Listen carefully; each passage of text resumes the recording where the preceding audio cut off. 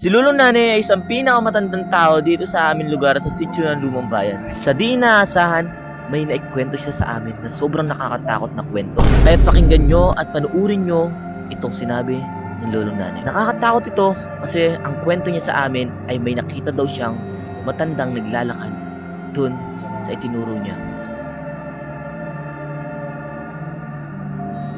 At ang sabi niya dyan ay may bigla daw dumaan diyan na lumiban doon sa may kanal na babaeng nakaitim at mahaba ang suot at maikli ang kanyang buhok. Ang sabi niya sa amin na napakatagal na niya dito sa lugar namin ay ngayon lang siya nakakita ng gantong taong na nakakakilabot. Ang sinabi niya sa amin, umihilan daw siya doon sa may gilid at nung pagkatapos niya umihi ay may isang babaeng dumaan doon sa likod niya.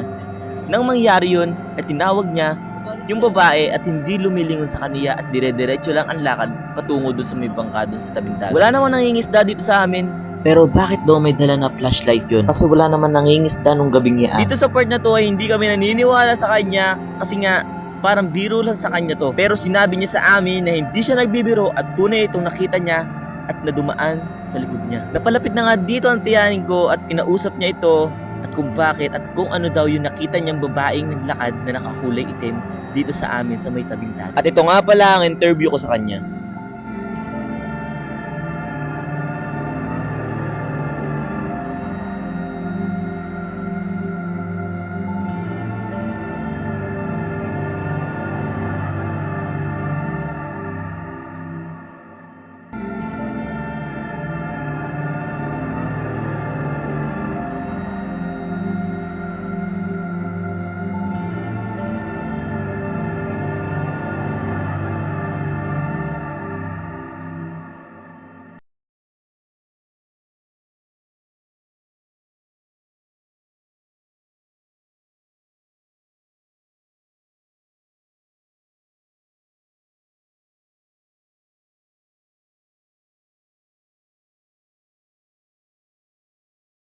Hindi biro ito kasi ito ay tunay na kwento ng Lulong Nanay ko dito sa amin. Kung nagustuhan nyo ang kwentong ito, please follow, like, and share naman guys. Thank you mga ka-probinsya vlog.